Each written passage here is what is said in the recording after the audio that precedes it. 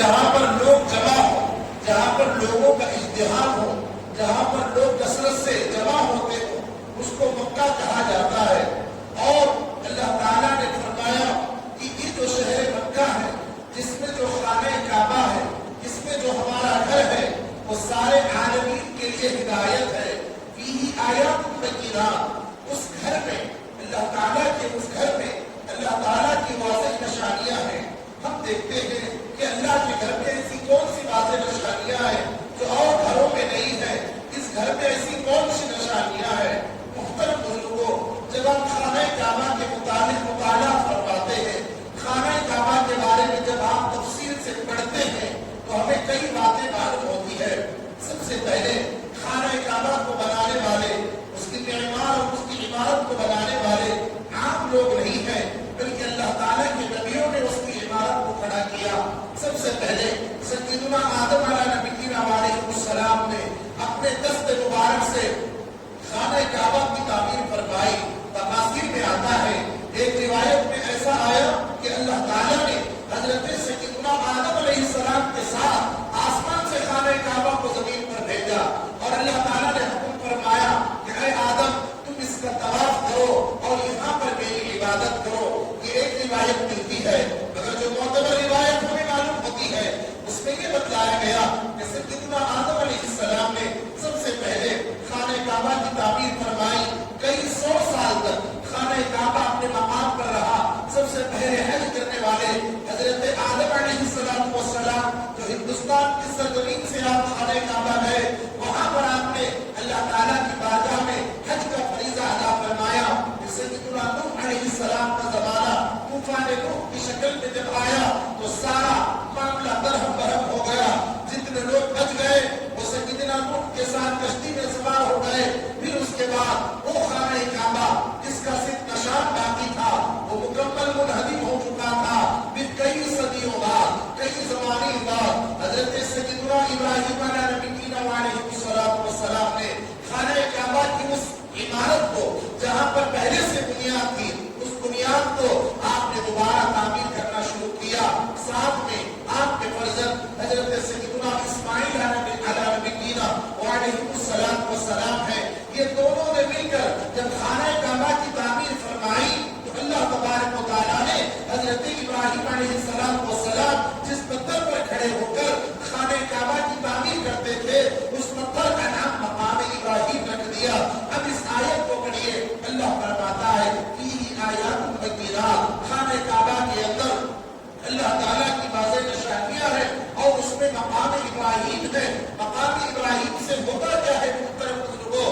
مقام ابراہیم مقام کہتے ہیں عربی زبان میں جگہ کو۔ یہ کون سی جگہ ہے؟ کیا ابراہیم علیہ السلام کی کوئی خاص جگہ ہے؟ ہم جب دیکھتے ہیں تو وہ ایک پتھر ہے، وہ پتھر ہے جس پر سیدنا ابراہیم خلیل اللہ علیہ السلام کھڑے ہوا کرتے تھے۔ اور آپ کا یہ معجزہ اللہ تعالیٰ نے اپنے فضل سے اور اپنے کرم سے اس پتھر کو موم کی طاقت، موم کی صفت عطا فرمائی۔ اس پتھر نے اپنے سینے کے اندر سیدنا ابراہیم علیہ السلام کے قدموں کے نشان کو اپنے اندر پیوست کر لیا۔ جب آقا دو جہاں صلی اللہ علیہ وآلہ وسلم تشریف لائے، صحابہ اکرام کے درمیان مشورہ ہونے لگا کہ بھئی یہ مقام ابراہیم کو کہاں رکھا جائے؟ سارے پتھروں میں یہ ممتاز پتھر ہے، اس پر حضرت ابراہیم علیہ السلام کھڑے ہوئے۔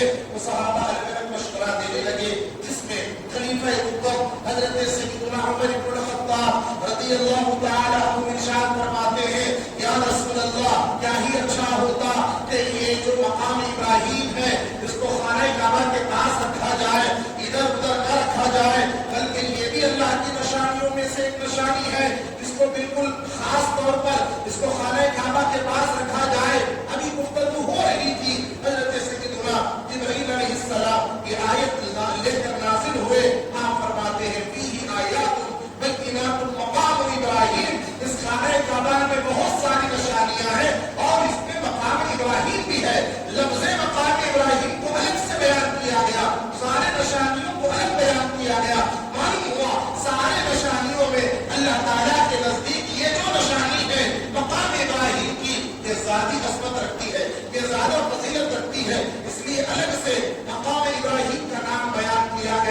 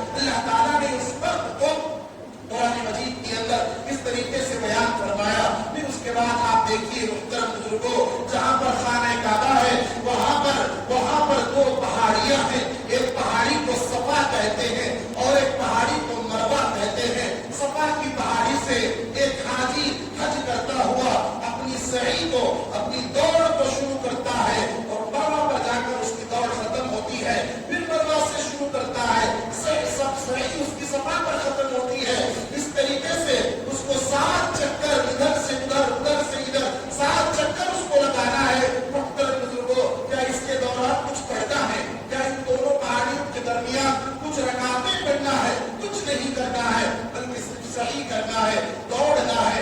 آپ جانتے ہیں یہ کس بات کی یاد دلاتا ہے؟ یہ حضرت سیدتنا ہاجرہ سلام اللہ علیہا جو اپنے لخت جگر حضرت اسماعیل علیہ السلام کے لیے آپ دوڑی تھی، وہ دوڑنا اللہ تعالیٰ کو اتنا پسند آیا کہ امت محمدیہ کے لوگوں کے حج کے اندر اس کو اللہ تعالیٰ نے واجب قرار دیا۔ اگر کوئی حاجی سعی نہیں کرتا اس کا حج مکمل نہیں ہوتا۔ آپ دیکھتے چلے جائیے محترم بزرگوں اور دوستوں، اللہ کے حبیب علیہ السلام نے کعبے کی عظمت لوگوں کو بتلائی، صفا مروہ کی فضیلت بتلائی۔ ایک روایت میں آتا ہے، نزہۃ المجالس نامی کتاب ہے، حضرت سیدنا سلیمان علیہ السلام اپنے لشکر کے ساتھ اور اپنے لوگوں کے ساتھ مکہ المکرمہ سے آپ کا گزر ہو رہا تھا اور خانہ کعبہ کے بالکل پاس سے قریب سے آپ کا گزر ہو رہا تھا۔ تو حضرت سلیمان علیہ السلام نے چاہا کہ میں جاؤں اور خانہ کعبہ کا طواف کروں۔ یہ آپ سوچ رہے تھے کہ میں خانہ کعبہ کا طواف کروں، اگر انہوں نے وہاں کھڑے کھڑے دیکھا، پہاڑ پر سے دیکھا کہ لوگ وہاں پر شرک میں کفر میں مبتلا ہے اور خانہ کعبہ کے اندر بتوں کو رکھا ہوا ہے، اس کے اطراف غیر اللہ کی عبادت ہو رہی ہے، جہاں اللہ کی عبادت ہونا تھا، جہاں اللہ کو پکارا جانا تھا، وہاں غیر اللہ کو پکارا جا رہا ہے۔ حضرت سیدنا سلیمان علیہ السلام وہاں سے نکل گئے۔ روایتوں میں آتا ہے خانہ کعبہ رونے لگا اور ہائے مار کر رونے لگا۔ اللہ تعالیٰ نے پوچھا کہ اے خانہ کعبہ رونے کی وجہ کیا ہے؟ وہ کعبۃ اللہ کہتا ہے اے پروردگار تیرے نبی یہاں سے گزرے حضرت سلیمان علیہ السلام، مگر انہوں نے میرا طواف نہیں کیا، کاش وہ مجھے میرا طواف کر لیتے تو اچھا ہوتا۔ اللہ تعالیٰ نے خانہ کعبہ سے فرمایا اے خانہ کعبہ صبر کرو، ایک وقت آئے گا میرے آخری نبی محمد رسول اللہ صلی اللہ علیہ وسلم تشریف لائیں گے، وہ آئیں گے اور تیرے اندر سے سارے بتوں کو نکالیں گے اور تجھے پاک کریں گے، تجھے صاف کریں گے، اور اے خانہ کعبہ تیرے پاس سے کبھی مجمع ختم نہیں ہوگا، ہمیشہ کے لیے تیرے پاس کی جو بہار ہے اس میں میں اضافہ کرتا جاؤں گا۔ اللہ تعالیٰ نے حضرت سلیمان علیہ السلام کو حکم دیا اے سلیمان اب اس وقت تو تم طواف نہ کرو، بلکہ میں تمہیں حکم دیتا ہوں کہ کچھ اونٹ اور کچھ گائے بیل، کچھ بکریاں، کچھ بھیڑ خانہ کعبہ کے اطراف میں قربان کر دو۔ آپ نے قربان کر دیا، لوگوں میں گوشت کی تقسیم ہو گئی۔ جاتے جاتے حضرت سیدنا سلیمان علیہ السلام اپنی قوم سے کہتے ہیں اے لوگوں سنو، ایک زمانہ آنے والا ہے، آخری نبی تشریف لانے والے ہیں، جب وہ آئیں گے تو کعبے کو اس کی عظمت ملے گی، جب وہ تشریف لائیں گے خانہ کعبہ کی فضیلت کو لوگ پہچانیں گے۔ اور اے میری امت میں تم سے کہتا ہوں اگر تمہارے زمانے میں وہ آخری نبی تشریف لائے تو ضرور بضرور ان پر ایمان لانا اور ایمان لانے سے گریز نہ کرنا۔ جو ان پر ایمان لاتا ہے میں صدیوں پہلے ان کے لیے جنت کی بشارت دیتا ہوں۔ انبیاء علیہ السلام حضور پاک علیہ السلام کے مقام کو، مرتبے کو، آپ کی عظمت کو جانتے تھے اور یہ بھی جانتے تھے کہ خانہ کعبہ کو جو عظمت ملے گی وہ رسول پاک علیہ السلام کے ذریعے سے ملے گی۔ تو لہذا محترم بزرگوں اور دوستوں، ایک عجیب عبادت اللہ تعالیٰ نے حج بیت اللہ کی شکل میں امت محمدیہ کے حوالے فرمائی ہے۔ آقا علیہ السلام تشریف فرمائے، ایک صحابی پوچھتے ہیں یا رسول اللہ نے پہلے فرمایا کہ اللہ تعالیٰ نے اے لوگوں تم پر حج فرض کیا۔ جب جیسے ہی وہ صحابی نے سنا وہ فرماتے ہیں یا رسول اللہ کیا ہمیں ہر سال حج کرنا فرض ہوگا؟ ہر سال جس طریقے سے ہر سال صاحب استطاعت زکات دیتا ہے، جس طریقے سے ہر صحت مند آدمی ہر سال روزے رکھتا ہے، یہ اسی طریقے سے ہر سال حج کرنا فرض ہے۔ اللہ کے رسول علیہ السلام نے فرمایا اے صحابی اگر میں کہہ دیتا کہ ہاں تو تم پر ہر سال حج کرنا فرض ہو جاتا۔ میں ہر سال کی بات نہیں کر رہا ہوں بلکہ زندگی میں ایک مرتبہ اپنی استطاعت کے مطابق تم پر اللہ تعالیٰ نے حج فرض قرار دیا ہے۔ رسول پاک علیہ السلام نے مجھے فرماتے ہیں جتنا کہا گیا اس پر عمل کرو، زیادہ سوالات کر کے اپنے لیے مشکلیں نہ بڑھا لیا کرو۔ اس طریقے سے رسول اللہ علیہ السلام نے ان کے لیے نصیحت فرمائی۔ محترم بزرگوں، کیسی عبادت ہے حج بیت اللہ الحرام، جس کی فضیلت میں اللہ کے رسول علیہ السلام ارشاد فرماتے ہیں کہ حج مبرور جو ہوتا ہے، مقبول حج جو ہوتا ہے، اس کی جو جزا ہے اس کی جزا سوائے جنت کی اور کچھ نہیں ہے، بلکہ اللہ تعالیٰ جنت میں اس حاجی کو رکھتا ہے۔ اور ایک روایت میں آتا ہے اللہ کے حبیب علیہ السلام ارشاد فرماتے ہیں، بلکہ محدثین نے اس کو روایت کیا، اگر کوئی حاجی حج کرتا ہے اور حج کرنے کے بعد واپس آتا ہے وہ ایسے ہو جاتا ہے جیسے کہ آج ہی پیدا ہوا۔ رسول اللہ فرماتے ہیں اگر کوئی حج کرنے والا اللہ تبارک و تعالیٰ کی رضا کے لیے حج کرتا ہے تو پروردگار عالم اللہ سبحانہ و تعالیٰ اس کے ذریعے سے 400 افراد جو اس کے خاندان کے ہیں ان کو اللہ تبارک و تعالیٰ اس کو شفاعت کرنے والا بنائے گا، اور خاندان کے 400 افراد کی شفاعت کرنے والا یہ حاجی صاحب ہو جائے گا۔ کتنی عظمت کی بات ہے محترم بزرگوں اور دوستوں۔ اسی لیے جب کبھی ہم صاحب استطاعت ہو جائے اور ہمارے اندر مال کی فراوانی ہو جائے اور ہم اپنی ضروریات سے فارغ ہو جائے، ہمیں اور آپ کو چاہیے کہ حج بیت اللہ کرنے کے لیے اپنے آپ کو تیار رکھیں، اپنے آپ کو جلدی سے تیار رکھیں تاکہ ہم بھی اپنی آنکھوں سے خانہ کعبہ کا دیدار کر سکیں۔ حجر اسود کے متعلق ایک بات رہ گئی تھی جو آپ حضرات کے سامنے رکھتا چلو۔ سیدنا عمر بن الخطاب رضی اللہ تعالی عنہ ارشاد فرماتے ہیں، ایک مرتبہ آپ خانہ کعبہ کا طواف فرما رہے ہیں، طواف فرماتے سیدنا عمر بن الخطاب رضی اللہ تعالی عنہ آپ نے حجر اسود کی طرف ملاحظہ فرمایا، بلکہ اس وقت حجر اسود جہاں پر آج رکھا ہوا ہے اس کو اٹھایا بھی جا سکتا، اس کو چھپ کر دوبارہ رکھا بھی جا سکتا تھا، ایسی نوعیت کی کیونکہ اتنی زیادہ تھے جب میں غفیر لوگوں کا نہیں تھا اور زیادہ جو ہے اشتہار نہیں ہوتا تھا تو بآسانی لوگ حجر اسود کو اٹھا سکتے تھے، رکھ سکتے تھے۔ اللہ کے حبیب علیہ السلام نے جو اس کی فضیلت بتائی اس کے پیش نظر سیدنا عمر بن الخطاب رضی اللہ تعالی عنہ نے خانہ کعبہ کے بعد آپ گئے اور حجر اسود کو اٹھا کر چھوٹنے لگے اور آپ نے ارشاد فرمایا، یا اے حجر اسود، بے شک تو نہ نفع پہنچا سکتا ہے نہ تجھے نقصان پہنچا سکتا ہے، میں تجھے اس لیے چنتا ہوں اس لیے کہ رسول اللہ علیہ السلام نے تجھے چنا تھا۔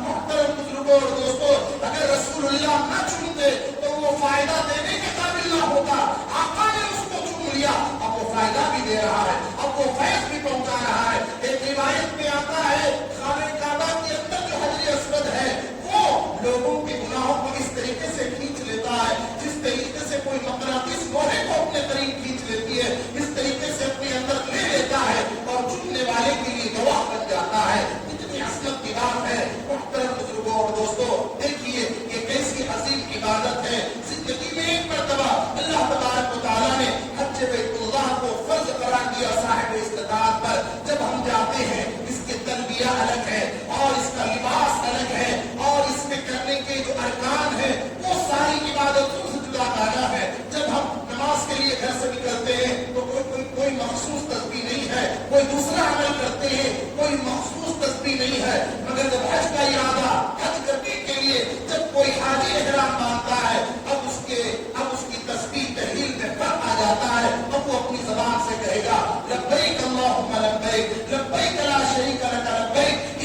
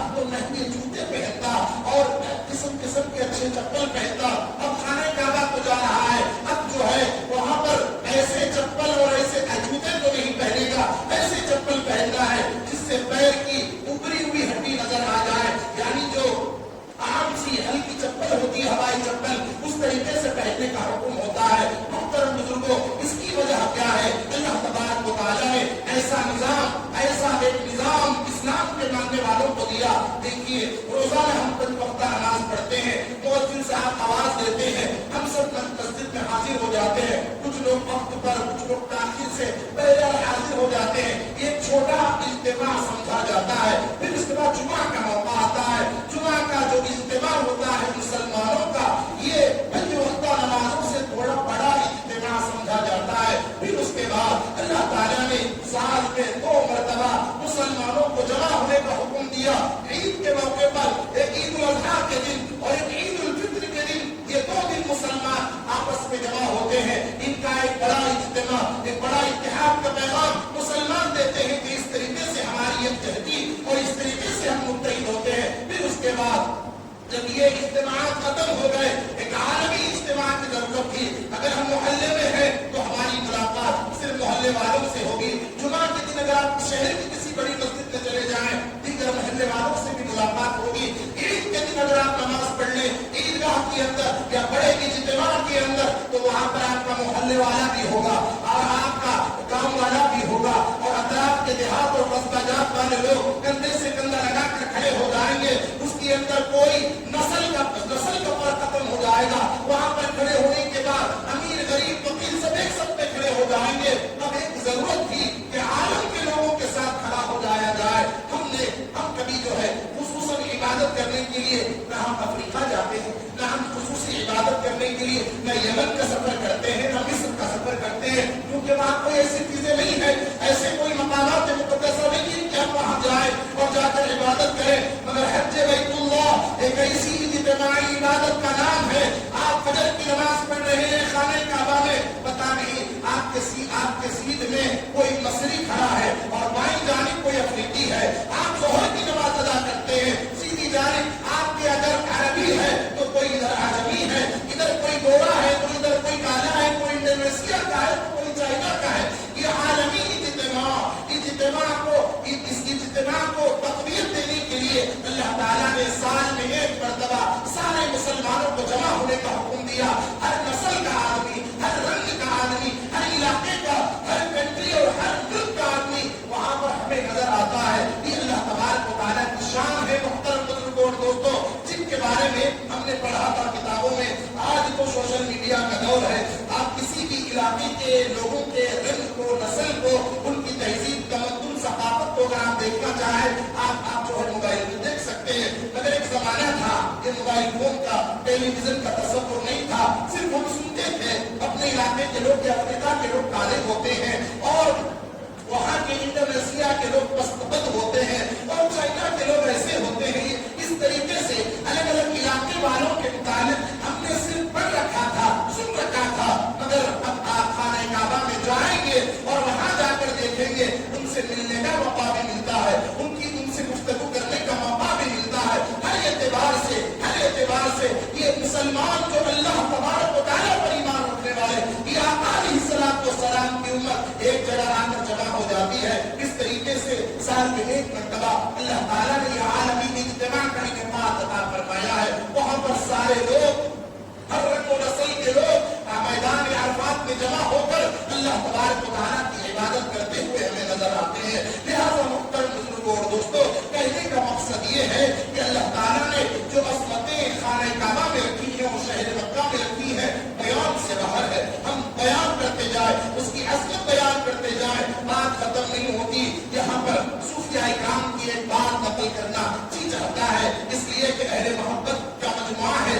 देखिए मुहतरम बुजुर्गों और दोस्तों, क्या वजह है कि खाने काबा में इतनी फजीलतों के बावजूद उसकी फजीलतों में रोज इजाफा होता जा रहा है, रोज उसकी अनवार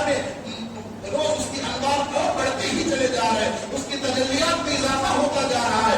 क़यामत की सुबह आ जाए, ना उसकी फजीलत में कोई कमी आ सकती है, ना उसकी अज़मतों का कोई इनकार कर सकते हैं। यहाँ पर अहलुल्लाह बुजुर्गान दीन इरशाद फरमाते हैं, आप पूरी तारीख पढ़ लीजिए। पूरी तारीख में अल्लाह तबारक व तआला ने खुसूसन शहर मक्का के लिए किसी भी नबी को मबऊस नहीं फरमाया। आप हजरत सैयदना इब्राहीम तशरीफ लाए, हजरत इस्माइल तशरीफ लाए, अलग इलाकों के लिए तशरीफ लाए, बाद में आप आए खाने काबा की तामीर फरमाई, फिर अपने अपने इलाकों में चले गए। आप देख लीजिए अल्लाह ताला ने अंबिया अलैहिस्सलाम की जमात में किसी भी नबी को खुसूसन मक्कतुल मुकर्रमा की तरफ नहीं भेजा, सिवाय आक़ाए दो जहां मुहम्मद रसूलुल्लाह सल्लल्लाहु अलैहि वसल्लम के। सिर्फ आक़ा अलैहिस्सलातु वस्सलाम तशरीफ लाए। आप मताफ का जायजा लीजिए, जहां पर हुज्जाज इकराम मताफ तवाफ करते हैं। तवाफ क्या है? जो अतराफ की जो پہلے اتنی وسیع جگہ نہیں تھی، مختصر تھی، آہستہ آہستہ عمارتوں کو پیچھے کیا گیا. آج جو ہے مکمل جو مطاف ہمیں نظر آتا ہے. یہ مطاف کیا ہے؟ اگر آپ پڑھیں گے تاریخ ابن ہشام اور تاریخ ابن اسحاق، یہ سیرت کی کتابوں کو آپ پڑھیں گے تو ہمیں معلوم ہوگا مطاف کے نیچے جہاں پر حجاج بیت اللہ جہاں پر طواف کرتے ہیں، اس کے نیچے ایک دو نہیں بلکہ 300 سے زائد انبیاء علیہ السلام کی قبریں وہاں پر موجود ہے. 300 سے زائد انبیاء علیہ السلام، ان کے نام عام طور پر کتابوں کے اندر درج نہیں ہے. کچھ انبیاء کے نام درج ہیں، کچھ کے نہیں ہے. وہ وہاں پر خانہ کعبہ میں آ کر وہاں پر انہوں نے اپنی ظاہری حیات کی آخری سانسیں لی. اس کی کیا وجہ تھی؟ علماء کرام نے بہت سارے وجوہات اس میں لکھے، مگر صوفیاء کرام نے اس میں ایسی وجوہات لکھی کہ دیکھو، کوئی نبی مصر کی طرف بھیجا گیا اور کوئی نبی یمن کی طرف، کوئی لبنان کی طرف، کوئی ادھر کوئی ادھر، الگ الگ علاقوں میں انبیاء علیہ السلام تشریف لائے. ہر نبی کے سامنے ان کی تبلیغ اس وقت مکمل نہیں ہوتی تھی جب وہ اپنی مجلس میں اور اپنی محفل میں نبی آخر الزمان محمد رسول اللہ کا ذکر نہ فرماتے اور اس ذکر میں یہ بات ضرور فرماتے کہ آخری نبی جو آئیں گے وہ شہر مکہ کو آئیں گے، خانہ کعبہ وہاں پر اللہ کا گھر ہوگا، وہ وہاں آئیں گے، مکہ کو فتح کریں گے. اللہ کے حبیب علیہ السلام کی خصوصیت انہوں نے اپنی کتابوں میں بھی پڑھی، اپنے صحیفوں میں پڑھی اور اپنی تعلیمات میں ضرور بضرور اس کو شامل کیا کرتے تھے. 5 انبیاء کی عمریں، کسی کی عمر 300 سال، کسی کی 250 سال، کسی کی 400 سال. انبیاء علیہ السلام کو اللہ تعالیٰ اپنے ان کے وصال سے پہلے یہ اشارہ فرما دیتا کہ ابھی ان کے کتنے دن باقی ہے، کتنے سال باقی ہے. تو وہ انبیاء علیہ السلام اپنا فریضہ تبلیغ ادا کرنے کے بعد رخت سفر باندھتے، کہاں؟ مکہ المکرمہ کو باندھتے. معزز بزرگوں کیوں آتے مکہ المکرمہ؟ وہاں خانہ کعبہ کے پاس کیوں آتے؟ اس لیے کہ وہاں پر آ جائیں اور ان کی حیات میں محمد رسول اللہ تشریف لائے تو ان کا دیدار کر لیں اور حضور پاک علیہ السلام کی صحبت ان کو میسر ہو جائے. ہر نبی کی یہ خواہش ہوا کرتی تھی. اس لیے 350 سے زائد انبیاء علیہ السلام کی قبریں وہاں پر خانہ کعبہ کے مطاف کے اندر موجود ہے. جہاں پر ہم طواف کرتے ہیں، انبیاء علیہ السلام آئے، ان کا وصال ہوا. ان کے وصالوں کے بعد صدیوں بعد رسول پاک علیہ السلام تشریف لائے اور اللہ کے حبیب علیہ السلام نے کعبے کی عظمت کو بھی بتلایا اور مکہ المکرمہ شہر کی فضیلت کو بھی بتلایا. لہذا محترم بزرگوں اور دوستوں، کہنے کا مقصد یہ ہے کہ یہ حج جو ہے یہ اسلام کے 5 عظیم رکنوں میں سے، ارکان میں سے ایک رکن ہے. اگر استطاعت کے باوجود، طاقت کے باوجود اگر کوئی مسلمان حج کرنے سے گریز کرتا ہے اور اس فریضے سے دور بھاگتا ہے، اس کے لیے کیا فرمایا آقا علیہ السلام نے؟ دیکھیے حدیث پاک میں حضور نے فرمایا اگر کوئی استطاعت کے باوجود بھی اللہ کے گھر کو نہ جائے، وہ حج کا ارادہ نہ کرے اور اسی میں اپنی زندگی بسر کر دے، یعنی جو پیسہ، مال و دولت جو اس کے پاس تھا وہ ایسے ہی خرچ کر دے، وہ خانہ کعبہ کی طرف سفر نہ کرے، تو رسول اللہ ارشاد فرماتے ہیں ہمیں کوئی پرواہ نہیں ہے کہ وہ یہودی ہو کر مر جائے، وہ نصرانی ہو کر مر جائے. معزز بزرگوں، اس سے کیا پتا چلا کہ اگر کوئی حج بیت اللہ کر کے انتقال کرتا ہے، اس کا عقیدہ صحیح ہوتا ہے تو بے شک اس کی مغفرت ضرور ہوتی ہے، وہ جنت میں جاتا ہے. اگر کوئی آدمی سب کچھ ٹھیک رکھنے کے باوجود بھی، استطاعت کے باوجود بھی پھر بھی وہ اللہ کے گھر کا ارادہ نہیں کرتا، اپنی دولت کو ایسے ہی اڑا دیتا ہے، کبھی کوئی بنگلہ بنانے میں اپنی دولت اڑا، کوئی مہنگی گاڑیاں لینے میں اپنی دولت اڑا، کوئی سونا چاندی جمع کر کے اپنے گھر میں رکھ رہا ہے، پھر اس کے بعد اس کی زکات بھی دیتا نہیں دیتا اللہ کو معلوم. کوئی اپنی بچوں کی شادیوں کے نام پر اپنے بینک بیلنس کو بھر رہا ہے مگر خرچ کرنے کی توفیق اس کو نہیں ہوتی. محترم بزرگوں اور دوستوں، طلب اگر سچی ہے اور نیت اگر سچی ہے تو اللہ تعالیٰ ایسی برکت عطا فرماتا ہے کہ بالکل راستے بدتے چلے جاتے ہیں اور آدمی کہاں سے کہاں چلے جاتا ہے. آپ بادشاہوں کی تاریخ کو پڑھیے کہ اکبر بادشاہ اتنے سال حکومت کیا، آپ اس کی نہیں بتا سکتے اس کی زندگی میں کہ اس نے کبھی مکہ مدینہ کا سفر کیا ہو، نہ اس کا بیٹا سلیم نے کوئی مکہ مدینہ کا سفر کیا. شاہجہاں نے تاج محل کو بنوایا، اس کو وہ بنانے کی سعادت تو مل گئی، وہ بنا دیا، وہ اپنی بیوی کے لیے مقبرہ بنا دیا، مگر خانہ کعبہ کو دیکھنا اس کو نصیب نہیں ہوا. اور آئیے اورنگزیب کو نیک بادشاہ تھے، بالکل انہوں نے تو دین اسلام کی بڑی خدمت کی ہے،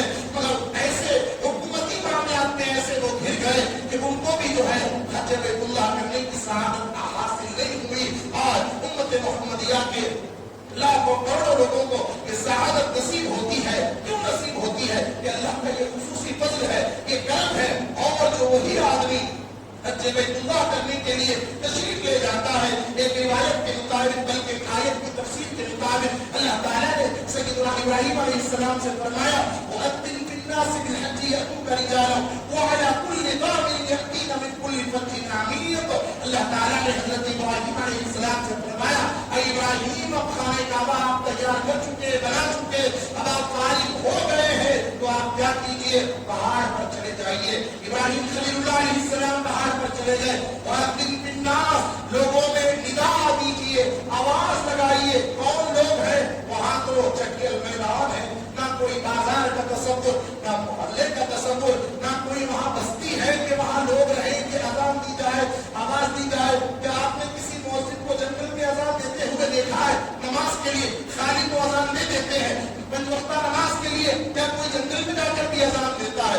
आमतौर पर अजान वहां दी जाती है, मोहल्ला हो, बस्ती हो या मस्जिद हो, वहां पर आवाज दी जाती है, लोग आए या ना आए, अजान तो होगी, अजान तो होगी। मुहतरम बुजुर्गों, इब्राहीम अलैहिस्सलाम से कहा गया आप आवाज दीजिए, आप निदा लगाइए।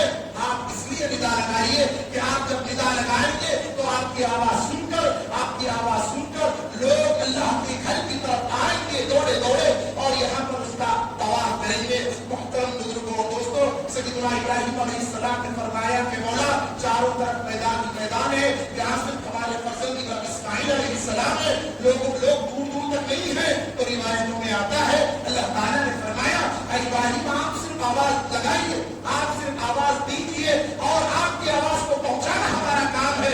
उस वक्त तो ये जमीन पर जितने मुसलमान थे, जितने तौहीद परस्त थे, अल्लाह ताला ने उनके कानों तक ये आवाज पहुंचाई। फिर उसके बाद सूफिया इकराम ने लिखा कि जो लोग अपने माँ के रहमों में थे, अभी बच्चे थे, उनके आज़ा बन चुके थे, अपने माँ के बुतून के अंदर से उन्होंने लब्बैक अल्लाहुम्मा लब्बैक का जवाब दिया। फिर उसके बाद अल्लाह ताला ने आलम अरवाह तक हजरत सय्यदना इब्राहीम अलैहिस्सलाम की आवाज को पहुंचाया। वहां पर आलम अरवाह ने वो अल्लाह के खुशनसीब बंदे, वो खुशनसीब बंदियां जिनको अपनी आंखों से खाने काबा देखना और हज करना मुकद्दर था, उन्होंने वहां से जवाब दिया। मालूम हुआ कि हज करने वाला, उम्रा करने वाला, उनका ताल्लुक आलम रूहानियत से होता है, वहां पर फैसले हो जाते हैं, यहाँ पर उसका ज़ुहूर होता है। लिहाजा मुहतरम बुजुर्गों, इसलिए खाना काबा के अंदर और दीगर मकामात मुक़द्दसात के अंदर एक कशिश होती है।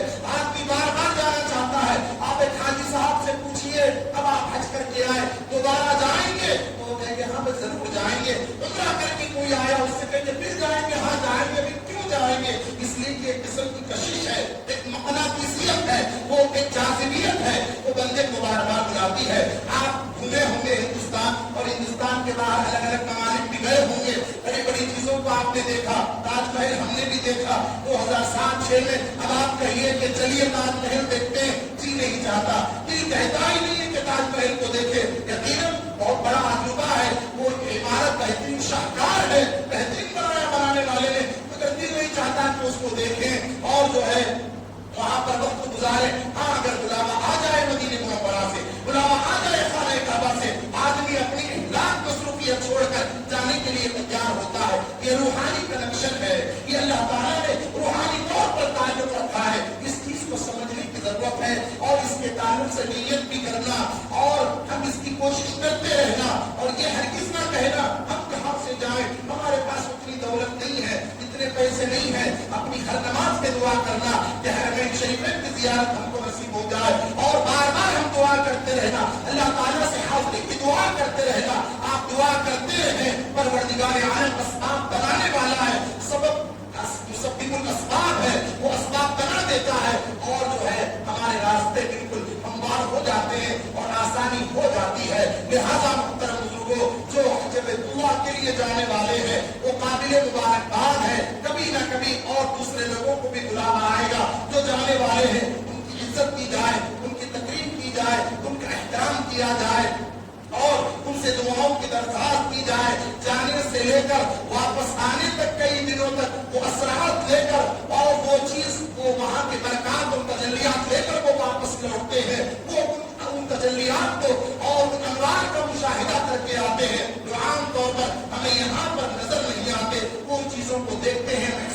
ہوتے ہیں جہاں پر انبیاء علیہ السلام کا گزر ہوا, جہاں پر رسول پاک علیہ السلام کے دست مبارک اور آپ کے قدم مبارک جہاں پر لگے وہاں پر جانے کی سعادت اللہ کے بندوں کو ہو رہی ہے. لہذا جو بھی حجاج کرام جانے والے ہیں ان کی عزت تقریب کی جائے اور ان کو ضیوف الرحمان ہے. ضیوف الرحمان مطلب وہ اللہ کے مہمان ہیں, اور اللہ کے مہمانوں کی خدمت کرنا اور ان کی عزت کرنے سے یقیناً اللہ سبحانہ و تعالیٰ کو خوشی ہوگی اور فرحت کا سامان ہوگا. اللہ تعالیٰ سے دعا ہے کہ یا الہ العالمین ہم سب کو ضرور بضرور حج بیت اللہ کرنے کی سعادت عطا فرما. یا الہ العالمین اسباب نہیں ہے مولا, اسباب کو پیدا فرما. یا اللہ جو نیت کرتے ہیں تیرے اور تیرے حبیب پاک علیہ السلام کے گھر کو دیکھنے کی, یا اللہ ان کو دیکھنا نصیب فرما. بار بار ہم کو حج کرنے کی سعادت عطا فرما. وآخر دعواہم الحمد للہ رب العالمین.